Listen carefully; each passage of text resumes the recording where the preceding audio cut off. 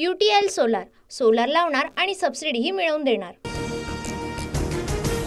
बीड हत्येच्या निषेधार्थ पुण्यामध्ये सर्वपक्षीय जनआक्रोश मोर्चा, संतोष देशमुखांचं कुटुंबही सहभागी, लाल महाल ते जिल्हाधिकारी कार्यालयापर्यंत मोर्चा।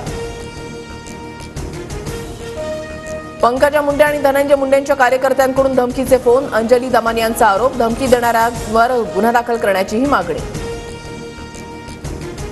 बीड हत्या प्रकरणामध्ये तपास करणारे अधिकारी कराडच्या जवळचे, जितेंद्र आव्हाडांचा खळबळजनक आरोप, SIT मधील PSI महेश विघ्नेंचा कराड सोबतचा फोटो, आव्हाडांकडून ट्विट। SIT मधील अधिकाऱ्याचा निकालाच्या दिवशी वाल्मिक कराड सोबत आनंदोत्सव, बजरंग सोनावणेंचा आरोप, तर मित्रच वाल्मिकची चौकशी कशी करणार असाही सवाल उपस्थित।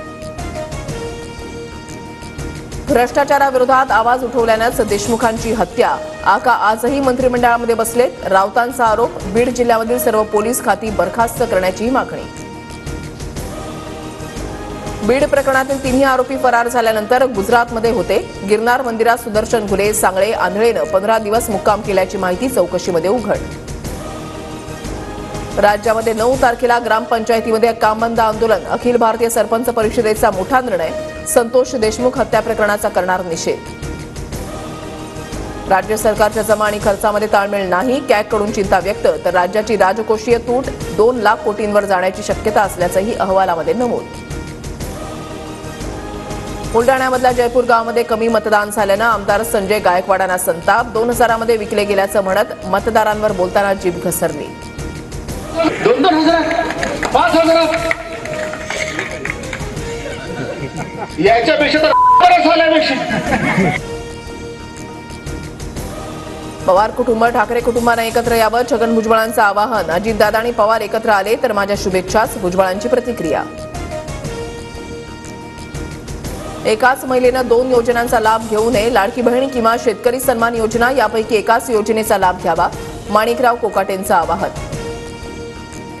सरकारने अक्कल गहाण ठेवली आहे का, लाडकी बहीण योजनेच्या लाभार्थी निकषावरून रोहित पवारांचा निशाणा, लाडकी बहीण आणि कृषी सन्मान योजनेचा उद्देश पूर्णतः भिन्न असल्याची प्रतिक्रिया।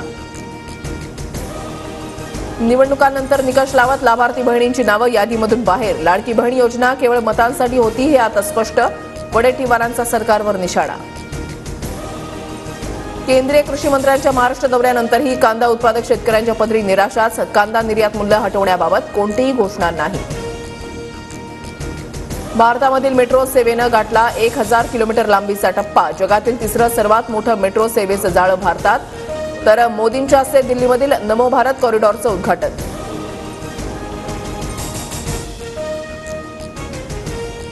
विलंब चालणार नाही, सर्व मेट्रोची कामं पूर्ण करण्याचं वेळापत्रक नव्यानं तयार करा, मुख्यमंत्र्यांचे निर्देश, दरवर्षी 50 किलोमीटर मेट्रो सुरू करण्याच्याही सूचना। धाराशिव तुळजापूर सोलापूर रेल्वे मार्गाचं काम प्रगतीपथावर, आमदार राणा जगदीशसिंह पाटलांकडून पाहणी, 18 महिन्यामध्ये काम पूर्ण होणं अपेक्षित। उपाययोजना करूनही मुंबईतील हवेचा गुणवत्ता स्तर खालावलेलाच, शहरातील काही भागातील हवा अद्याप वाईट श्रेणीमध्ये, मुंबईकरांच्या आरोग्याचा प्रश्न ऐरणीवर।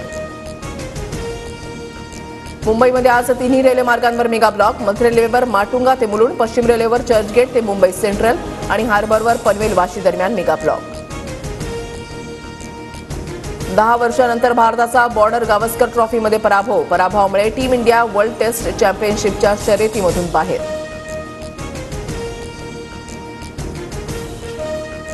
UTL सोलार लावणार आणि सबसिडीही मिळवून देणार।